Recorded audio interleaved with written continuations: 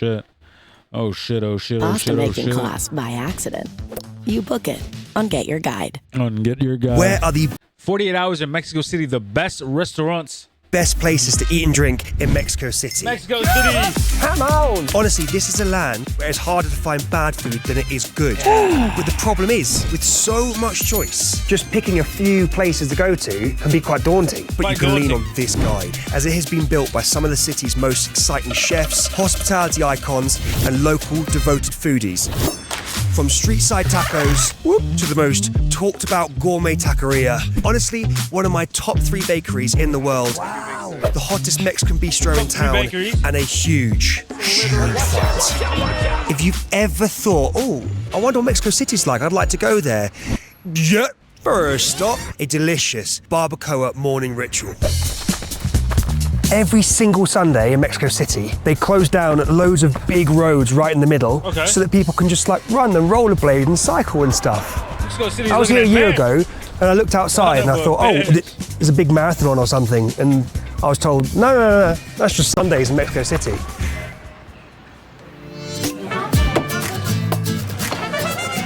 Okay, this is El Hidalgo Guense. El Hidalgo Guense. Oh, look at them just pulling the bones out. That's the money shot. And they're really known for their authentic Hidalgo barbacoa.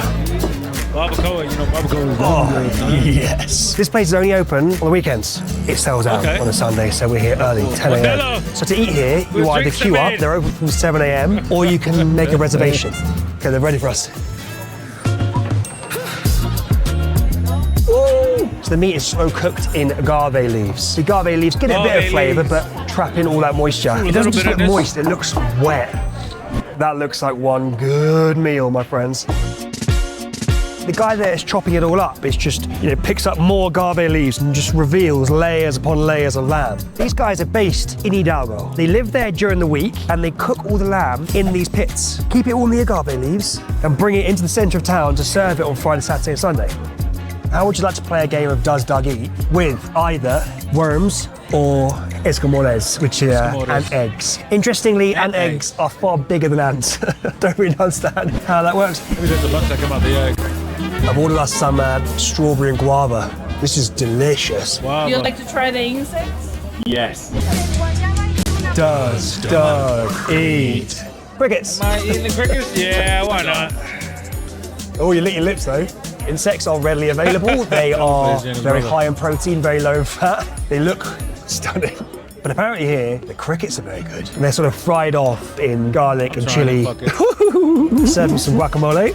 Starts off really barbecuey. And you taste like the garlic and the chili and it's, so, oh wow, this is like a smoky barbecue flavour. Then you taste cricket. And then you go back into sort of chili and smoke meal protein. The area of Hidalgo, which is in Mexico City but further out, is famous for its barbacoa. Barbacoa, you kind of do get it everywhere, but Hidalgo has been doing it for the longest time. Wowee. We've gone for quarter pound because we don't want to fill up on barbacoa and not have enough room for our bugs. People have been queuing up all morning to get these. Some lamb. It's juicy, it's juicy. The sauces are perfect. I mean, it's wonderful. It is so smoky. We've also ordered some chorizo casero. It's Mexican chorizo. Good morning, Mexico City. That chorizo is brilliant. So that quarter pound of barbacoa was about 300 Mexican pesos. About 15 pounds. It's beautiful. You really do just taste meat and tortilla. So it's just this phenomenally juicy meat. Okay, so we've ticked off on our list Sunday barbacoa. We've done the ritual that we've never previously ever done before. One of the many great debates we have on Top Drawer is whether to cab or to walk. We've got to be in the next place in 20 minutes. It's a half an hour walk. But sets us behind. We want to walk because it looks good, morning light and everything, but these two cats will be filming everything. It won't be a 30-minute walk. It'll be an hour. 45-minute walk. Alrighty then. Doug, it's a payphone. You need to call your mum. Lately, it's been kinda I will call my mum. Lucho Martinez is one of the coolest chefs in the world. How are you? So you're kind of like Mr. Mexico City, really. This is his place, Martinez. That's also his place over there, Ultramanos. And this is also his very busy coffee shop, Cafe Tormenta. Oh, I like Where we that, are now I is like on the that. border of Roma Norte. Roma Norte is like one of the coolest neighborhoods in town. It has so many roads full of restaurants and cafes and boutiques. But when Lucho opened Martinez here, no one had a restaurant in this part. He took a risk, it paid off.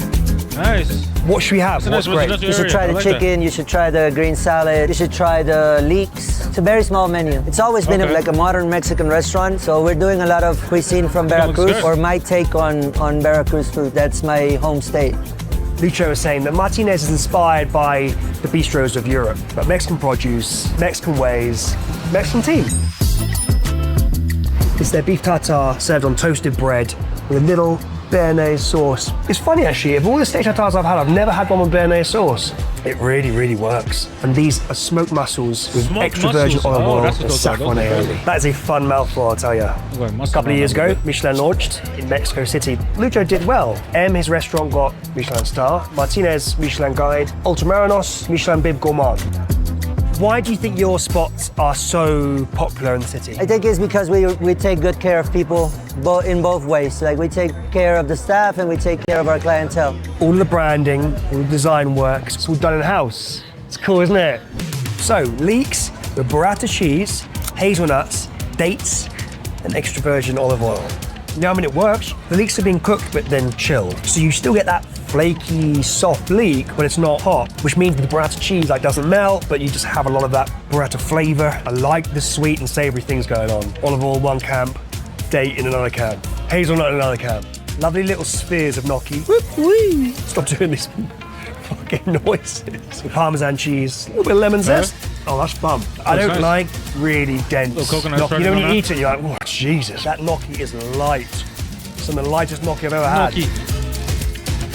Trying to find a reason to go to wrestling. Oh, you should go. Well, yeah, we want to go to wrestling, yeah. I have this guy, this is a gift I got this week. Oh. A signed mask. famous guy, La Parca. One of the kids that's doing a stash at M is really close to the thing. Oh, so really? If you want to go, Yes. I'll hook you up. I'll hook you up. That's a Sunday night thing. Let me call. Sunday night. Let me call. Today's Sunday. Oh, right, yeah.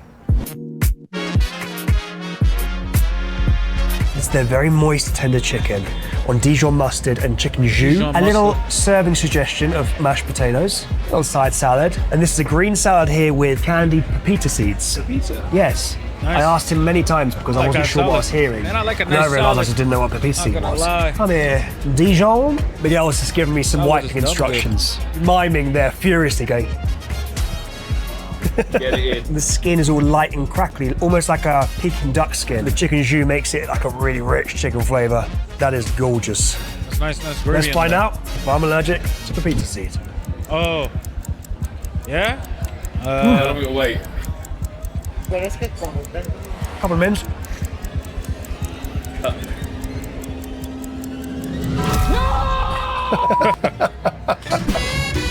I thought, oh, looks like a bit of a dry batter cheesecake. Yeah.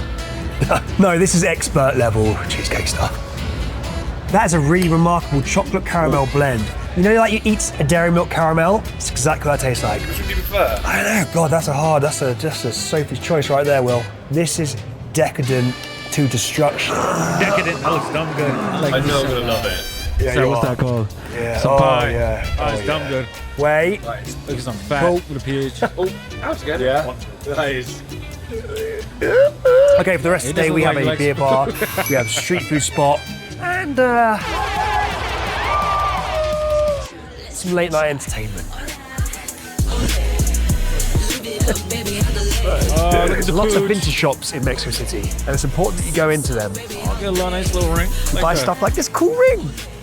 One of the best things about Mexico City is how green it is. Every single street Yeah, is some just bracelets, draped with something like greenery, that. but it didn't always used to be like that. Back in the 90s, the pollution here was so bad, the government had no choice but to step in and do something about it. And what they did was plant, all through the early 2000s. A big men's, urban wrist for men's. reforestation was done here in Mexico City. It cleaned up the air and made it look utterly stunning. Looks so nice, that.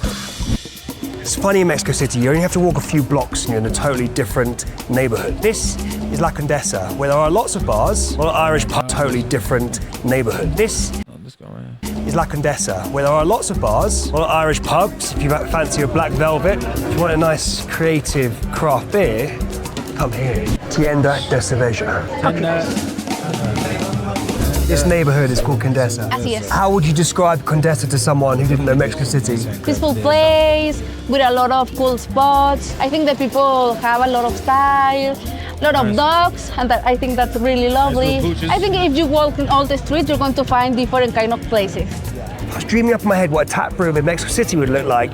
It would be this. Do you know what I mean? This is exactly what I think it looks like. This brewery started off in a neighborhood called Hercules. Where do you live? Hercules. That's fun. There's an old 19th century textile factory that closed down and was abandoned for like decades. These guys took it over and turned it into like a brewery, tap room. I mean, I'd love to go there because it looks pretty epic. They've opened a couple of bars here in Mexico City. This one's a cool one. We don't want to be filling up on the wrong calories in Mexico City, right? Because there's so much to eat. But Brenda kindly brought us over some sandwiches, which is very sweet. Taking a bite out of this sandwich, holy fuck. It's absolutely fire. It's got like a pistachio salsa in there. Big, thick mortadella with burrata or something. So much mayo. The sausage that we've just absolutely hoovered up was remarkable. Like a big, thick German sausage. Oh. Quite light and cheesy and juicy. Okay, Lucho has just messaged and said, guys, the late night entertainment is not going to be tonight. It's not on. It's going to be another night, later on in our journey. So that's fine. Doesn't mean it's not going to happen. It's just not going to happen this evening. Okay, so we've got a little bit longer to wait for that. We're back in Roma Norte on the cross of Oaxaca Avenue and Colima. But this little humble joint here, now, it's not necessarily food that's going to rock our world, kingdom come, but they are just very good street tacos and tortas. And that's the important thing, because lots of places do tacos. This guy does tacos with actual al pastor and tortas, which are big, crunchy, cheesy sandwiches. There are so many taco stands in Mexico City, but they do all have Google Map links. Well, not all of them, but many of them do, especially ones like this that have been here for ages and are open 24 hours. Okay, so we have chicharron, pastor, chorizo. Chicharron is pork skin. So you know, like the chicharron we had earlier, which was all the big crackling, the crispy stuffs. That's still chicharron. This is all just chicharron because it's like sort of pressed skin and pork fat that they chop up and cook on the grill. What a lifestyle Mexico City can provide. That is good eating. Oh well, something is volcanic, like fire. And now we're going for the al pastor. Gone really heavy with the orange salsa. I'm just sort of going to Splodgeville, basically. Oh yeah. So, but hey, maybe in our rule of things, it's not gonna be as powerful as the green. Let's hope not. Al pastor is marinated pork cooked on a spit. A smoky tomato flavor to it. I'm gonna go so far to say that the red salsa is always lighter. Green's like, ooh, I look just like guacamole. I'm so nice. Not all taco spots will have pastor. It's normally the biggest crowd pleaser, pastor. This right here is a torta. Mexican street food sandwich, crunchy white bread, filled with a mix of all the meat space it's got going on the grill, and cheese. You know, when you're a bit done with tacos, you want a different medium to put the same meat into your same mouth. Crunchy torta is what you need.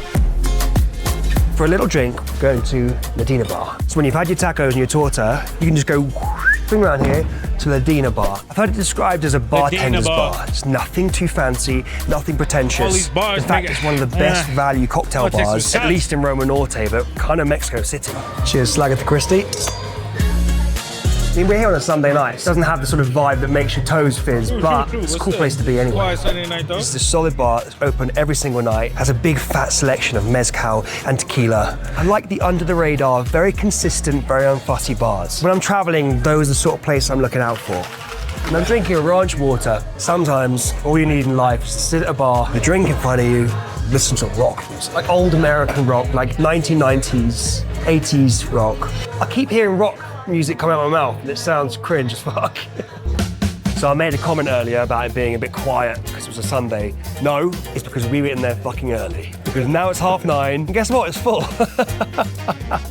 Oh my God. Oh my God. Fucking you scared the shit out of me. My nipples went immediately so hard.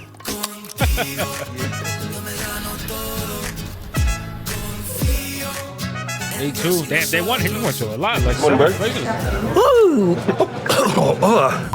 Day This is the second day. two. Come to a little chilled neighborhood again. This is Mexico City. You don't have to travel very far for this place. Mane Patisserie. So Mane has been here for 6 years. Okay, is that correct? Yeah. No. I wasn't thinking about it. Okay. When we were doing our research, speaking to chefs and locals from Mexico City, the name Mane kept on coming up. At a glance, some of the baked stuff looks kind of like European stuff I know, but then you get a little closer and you're like, wait a second, you know, what's going on here? We try to make different kinds of pastries, but in all of them we try to integrate Mexican ingredients. Okay. They chose this area because they wanted to have a residential, like, neighborhood bakery, and they wanted the smell of their products to be their main advertising to people around. So Paco's from a state called Puebla. A disproportionate amount of good cooks and chefs come from there. I don't really know why, but food's a big deal there. Wow, that's a pint of hot chocolate. That's hot as fuck. It's very hot. It's almost like a bit fruity. The chocolate that we use, it's semi-bitter. We make it with water. Water, it's more the texture, you know what I mean? Yeah, it's exactly. That's how we used to drink it. At Mane, they have all the pastries. They also do breakfast dishes like nice. I like beans, chorizo, scrambled eggs, beans, avocado. nice I like scrambled eggs with breakfast chorizo where the beans, ratio is like chips. 50-50. This is chorizo heavy, my friend. Oh, with the beans. Conchas. Have you ever tried concha? Concha. It's a piece of brioche. Okay. And then on the top you're gonna get a crust made out of chocolate or made out of vanilla. It is a very well-known, very well-loved baked good here in Mexico. That's some very good brioche. Can I heavily recommend the horchata here? And we have two totopos dishes here. spread Fried right here. tortilla, not Nice. nachos like Doug keeps barking. The tomato and the cheese, and the heat from the chili, that is an odd breakfast dish, but I like it. As we know it. You're so right. The oddest breakfast dish going is a full English. It's normal to us, and we love it. It's fucking strange, really, when you actually think about it. The pastries are kind of how I remember pastries as a kid, not let's think about it. The pastries are bro, what's going on here, son?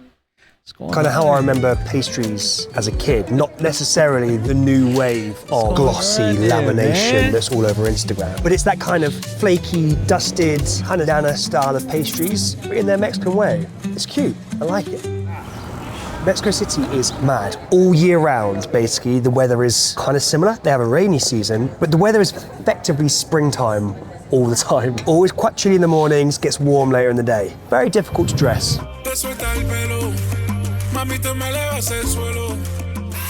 Pre-COVID, the bar scene was more dominated by... Spots, wait, what? Oh, these spots. Ooh, 4, 7, 12, 16, 17 places. Pre-COVID, the bar scene was more dominated by big business, the established bars. But now bartenders and those who've been working in hospitality for a long time are setting up their own places. And this one is a prime example of that. This in Roma Norte is Despacho Margarita. Despacho I've got a choice Margarita. of style tequilas. This one is more complex and this one is more traditional. Ooh, nice one. And the traditional one, please. And now, for a mezcal, do you prefer something more traditional, more special, maybe a little bit funky? Funky, yeah. Yeah, okay. Well, a mezcal that smells like milk. It's Oh gosh, yeah. That Nice smells shot like of gone water. off milk. Nice little shot right there. Nice little Danish shot right there. Have a whiff of that, Doug.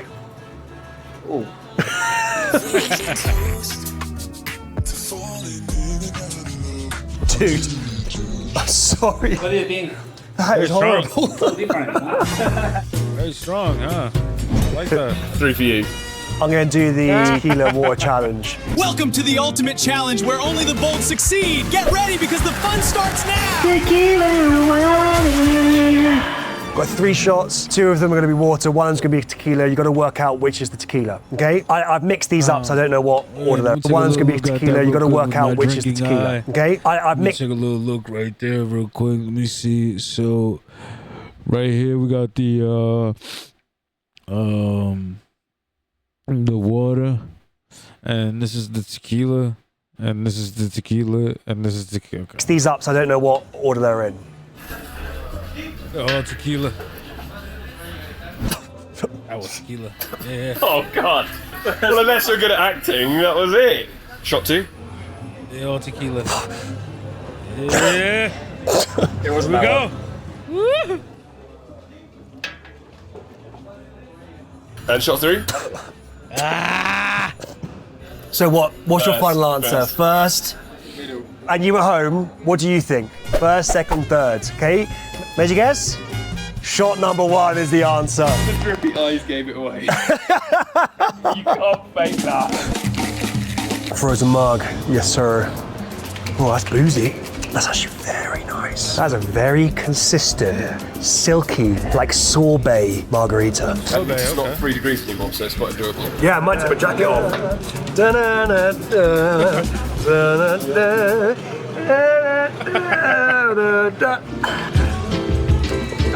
We walked in, he went, oh, I've got these frozen cocktail things, and we were like, yeah. Had our normal drinks, and then he came out and gave us some frozen cocktails anyway, because I think he was like, honestly, I'm not fucking around, they're really, really good, and he was right, we were wrong. Once you've tried the frozen cocktails, you don't want to go back to the non-frozen ones, they're boring. Yeah. It's just everything you want a frozen cocktail to be, but it usually isn't. You know what I mean? Now it's Doug's turn.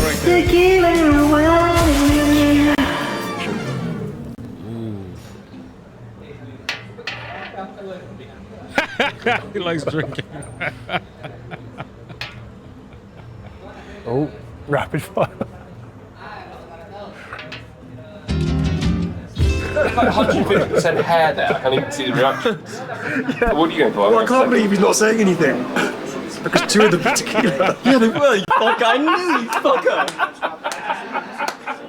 He's drunk. Oh, that is good.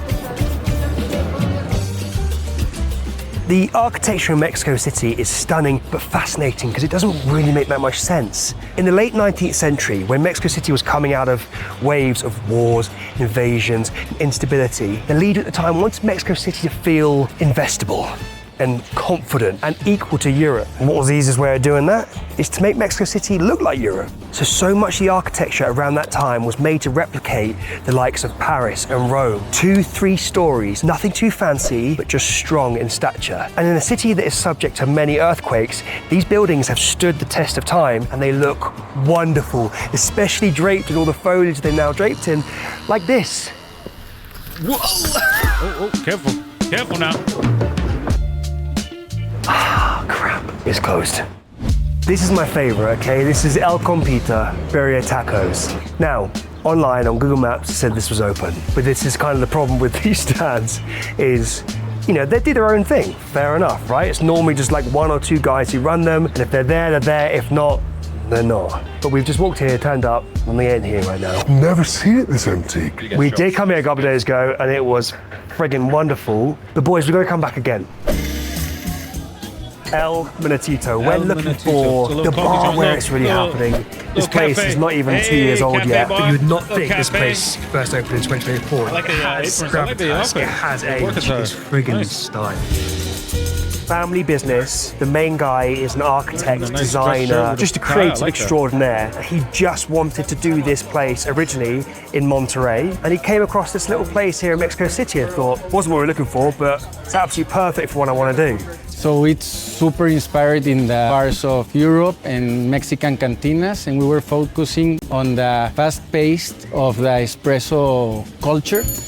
I like the speakers that are hanging down. Yes. Is music a big thing here? It's a high fidelity sound, and we really put a lot of effort on the playlist. So in the morning you hear something, in the night something else, and the party starts. The family who own this place are from Monterrey. This is a very Monterrey thing. Meat is very thin sheets. Spread it around, you dry it in the sun. It's like a meat crisp. You know, could you hear it? You're like, It's like a pork chip. Totally, bro. these little fellas go together. This is their best-selling cocktail, an espresso martini. And this is Manchego cheese and quince paste. Manchego cheese. Oh, I've never back-to-back espresso martini with cheese before. It does work. We sell outside because we've got more space, we have more light, but inside it is a vibe. Open from 7:30 a.m. in the morning, doing coffee, all that breakfast thing, the espresso culture. And at 8 p.m, they ring that bell, they turn the lights down, and then it turns into the evening party. So hang on, so the lights go down, then I ring the bell, and then they play the song. So they play the song, turn the lights down, and I do. When do I bring it? So we sort of messed up plans later on. So we got a new plan. Everyone keeps telling us about this place called Le Bon Vie. It's like a 20-minute cab ride out of town, and I think we should go, but we are literally just going to be winging it and turning up with our cameras and going, hey, A, do you have a table, even though you're this super hot restaurant right now, and B, can we film with our big lenses? There's every likelihood they're going to be like, no, go. I think that's it. And we'll be like, oh, right.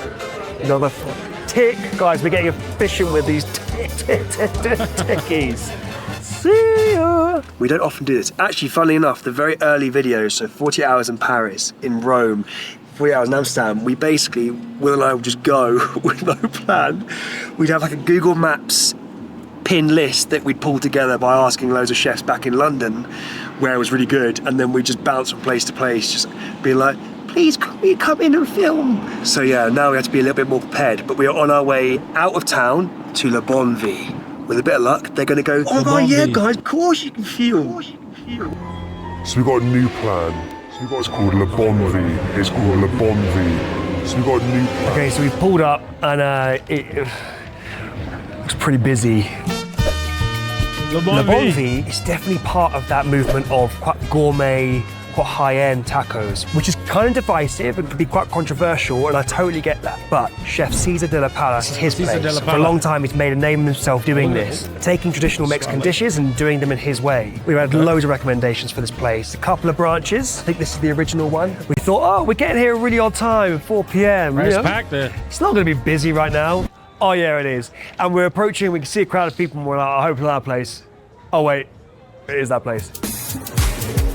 This is the sort of essential dish that everyone kicks off with. It looks like a watermelon salad. This is spicy tuna tostada from guacamole with like a spicy mayo. Yeah. Yesterday, when we were at that street corner, all the tacos we had and the tortas cost a total of 150 pesos. One of these is like 130 pesos. Doug eat. I mean, Doug's getting into fish, especially with raw fish, especially raw tuna. Doug probably likes sushi. Nice. Unbelievably good. You gonna go for another bite? Yeah. Perfect. So on the trombo over there, going around, like you have al pastor, but this is black Angus beef. So any of the tacos, you can get it done cachetada. And that means you have it on a better cheese. Taco, cheese, and then your meat. Tell you what, there's a lot going on in this. There's a rich flavor. Oh, come on. That is a fucking good bite, and I've just seen some of my dream trousers. Oh well, we'll go over it. That's so good. I know it's pricey compared to other tacos in the city, but I've never had a taco quite like that. I've been hankering to get my hands on a fish taco. Because you sort of need a deep fryer to make a Baja style fish taco like this. The street food vendors obviously don't really have that equipment. I don't know, I haven't really seen any Baja fish tacos on the street. Maybe I'm totally blind, but the salsa, the sauces, yeah. Delicious. Cajeta tres leches cake. This is a very Latin American cake. Sponge soaked in leche is milk 3 ways. Condensed milk, evaporated milk, and whole milk. We've seen it a couple of times. We're like, we've got to have that cake. You know, you get a really good bite of cake in your mouth, like the right amount of icing, the right amount of sponge. This is like that kind of bite, but every single bite. Yeah. We took a punt, we came out of town, 20 minutes cab, to this very busy joint, and it all worked out in the end. We also get asked for even more recommendations than the ones we feature in these videos, and we have an app for that. By downloading Step Your World and subscribing to TopJaw, you get exclusive access to all our pins all over the world. There's never an excuse to get stuck in a tourist trap or even somewhere bang average ever again. It is literally all killer, no filler. Taxi! In the cab, on the way to a cocktail bar, Will and I are both popping ibuprofen. It's one of those days to sort out the old headaches.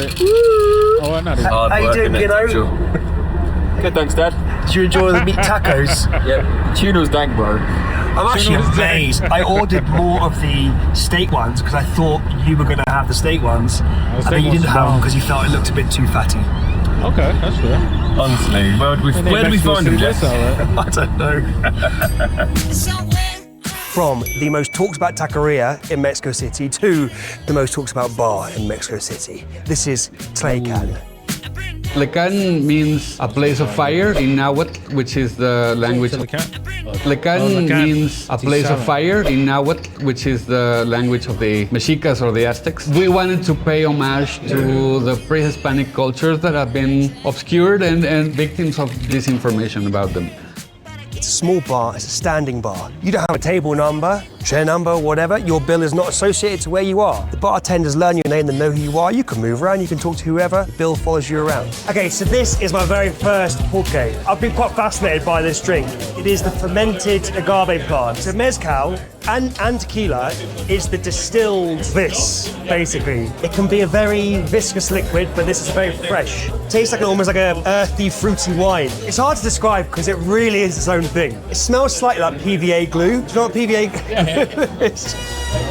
Started by a guy who never worked in hospitality in his life. He was a TV director, got fed up of making commercials, loved bars, loved Mexican produce, wanted to open one. Instead of what the world jumped into when they tried mezcal and they jumped into making brands, we kind of did the opposite, and we find all these amazing mezcals that have been made traditionally by families for hundreds of years, and we just bring them here.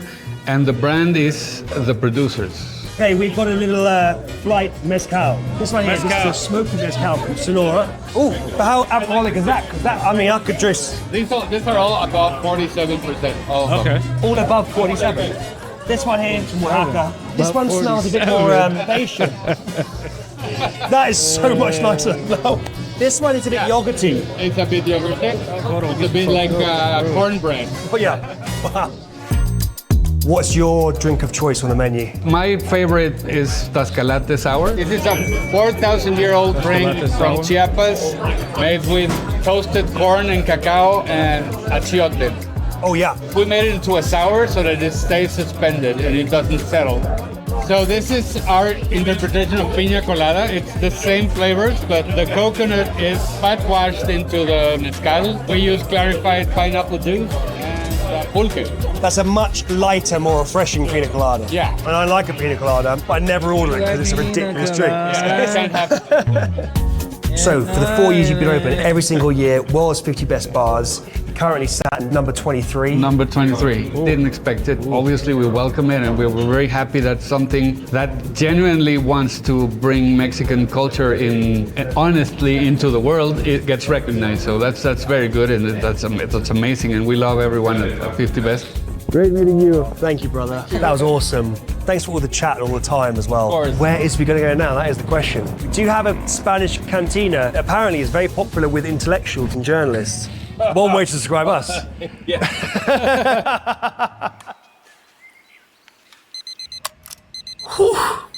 Good morning. We're going to go for a little team run this morning. It's the first time, it'll be the first time ever that Doug, Will and I have all run together. Because we're like 2,500 metres above sea level here, it's actually quite... The air is thin. It can surprise you how much that affects you when you're running. Last day in paradise today, boys. And we're off. Will wanted to do his own run. His little grandpa trot. Let's hit the cafe real quick. I have no idea where we're going. I do.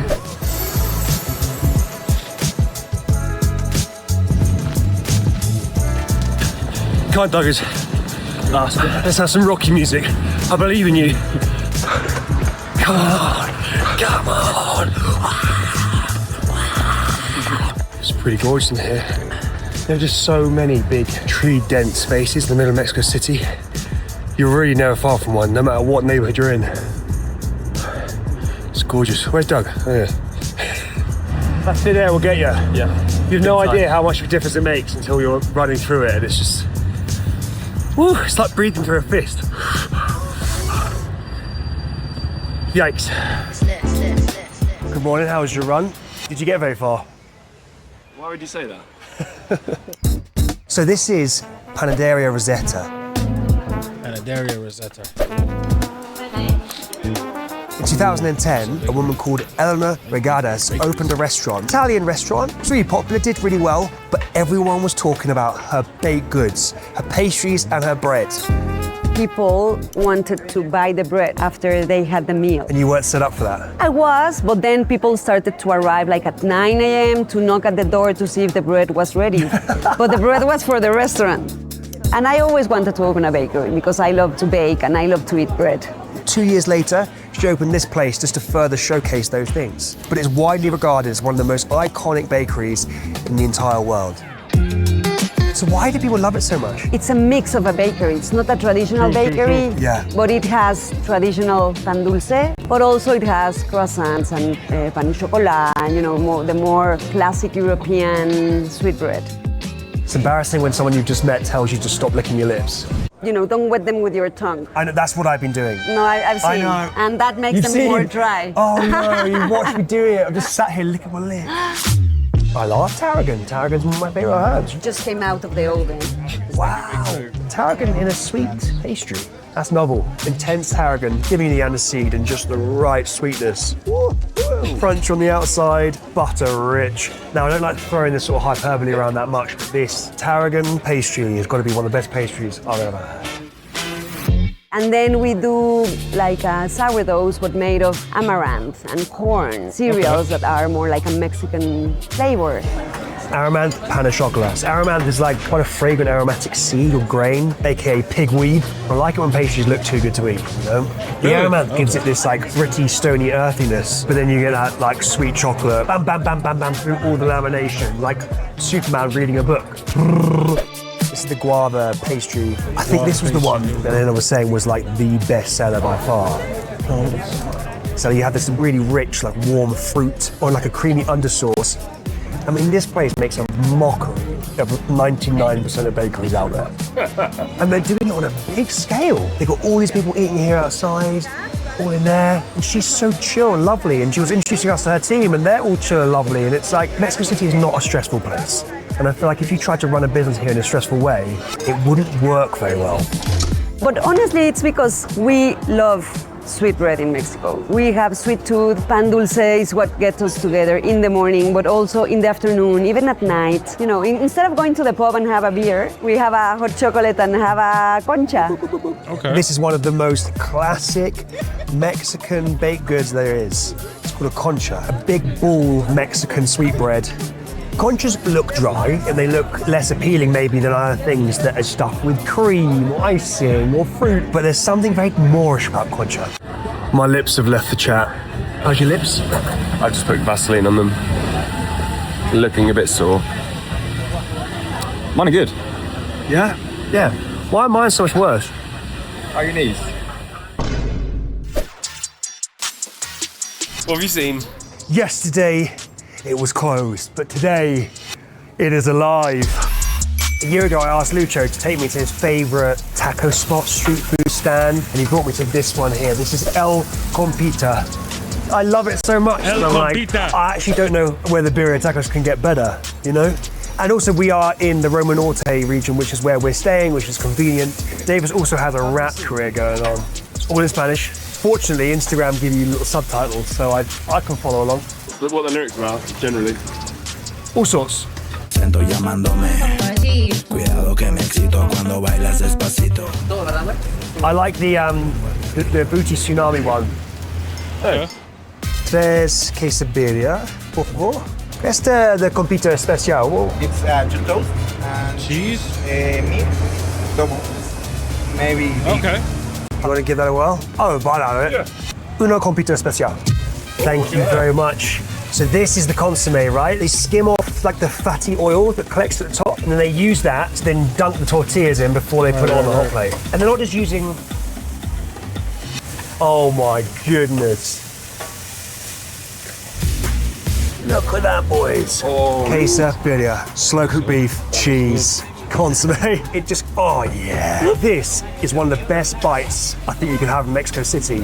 Each one of these costs about £1.50, £1.60. There's like 10 menu items.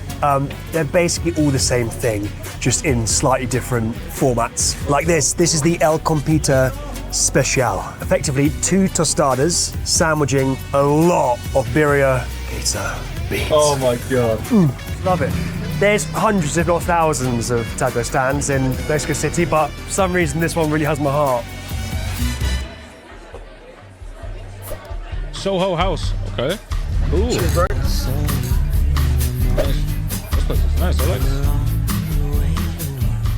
So this is quite a mad one. Famously, Soho House does not let anybody take photos, video, anything. You have to cover your phone. I mean, that's the coaster. We roast them and we're like, the property in Mexico City is so unbelievable. Pool's incredible, it's right in the center. Can we film it? And they were like, yeah, sure, guys.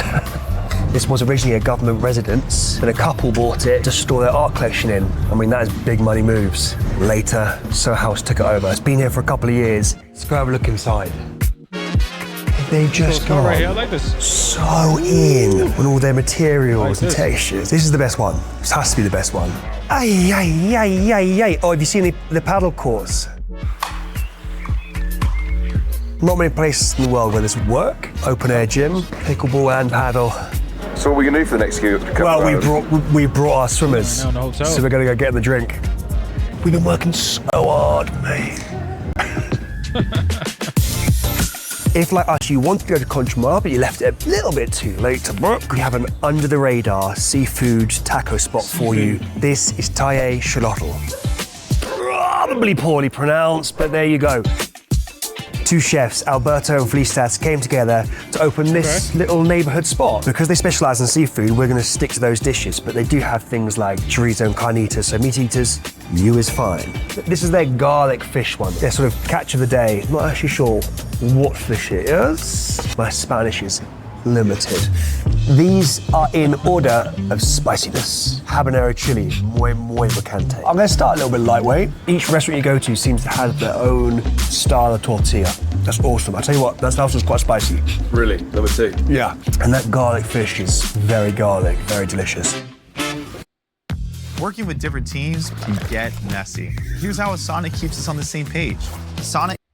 Oh, marlin fish queso. I think they make almost like a fish hash with cheese, then they fry it off. Marlin and cheese, it's not something I've put together, but it's working. Wow, this is everything I wanted from a Baja-style fried fish taco. So good. It's just like beautiful light fish and a light batter, but like chunky fish, so it just sort of fills your mouth. Thank you. We've ordered quite a lot, haven't we? Fish taco. Does eat octopus edition. Quite chewy. Not my favourite. It's spicy though, which one? Does Doug eat marlin? There's a load of cheese in there. It's like a cheese and ham toasty. Yeah, I mean, That is good. But tuna. But marlin. Marlin. Tuna. So this is a very chefy version of a dish called chile relleno. Green pepper, flaky fish, cheesy crust, avocado on one of their silky tortillas. Let's party again, shall we? Where you going? Oh my days, brother. I mean, there's a lot going on. Nice smoky char on that pepper. Cheers, bro. Cheers. Oh. Okay, so this, I guess I can only describe it as like a sandwich. They get this sort of thin, almost like a torta roll, slice it in half, they fill it with camarón, the fish, cheese, they top it with a fried egg, and they pour over this red salsa. This is interesting, dude. If you're a bit hungover, you know, that would really hit the spot. I wouldn't really turn to fish on a hangover, but when it's like this, cheesy, chili salsa, fried egg, yeah. Bloody hell. Oh, that's rather large. What are you looking for? What? Just there, phone. Nothing? Churreria El Moro. Yeah. There's a few of these dotted around Mexico City, but it's a family business that's been going since 1935. I haven't got the sweetest tooth, but do I like a fried churro? Yes. You want the same again? Yeah, I'll have a couple of churros. Looks just like the day it opened up. Yeah.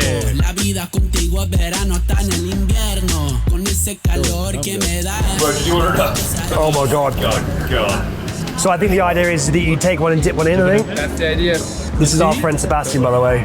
Hello, Sebastian. If you've been making nothing but churros for almost 100 years, you're going to be pretty good at making churros. That is living. Wow. Chewy, indulgent, and very crisp. Come on! Come on! You're excited, aren't you? Yeah. Because we're going to the... Will's going home. That's sad. Will's going home. leaving Doug and I to fend for ourselves. We were very excited tonight because.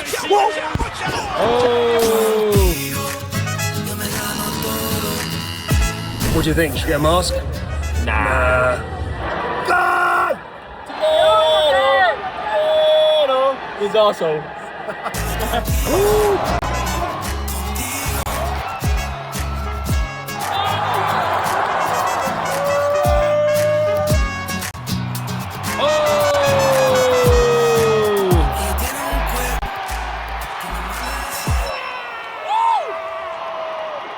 So we went to Lucha Libre, which was very uncivilized. Very. And then to the Rosetta Bar, which was extremely civilized. Come to Rosetta Bar. So it's not over yet. It's not over. Rosetta Bar is gorgeous. I'll tell you what, Elena, she knows what she's doing with a bit of styling. Gonna go into the toilet. Whoa, whoa. Everything associated with Rosetta is stunning. Had a very nice time. Nice, that was cool. Oh, he's back.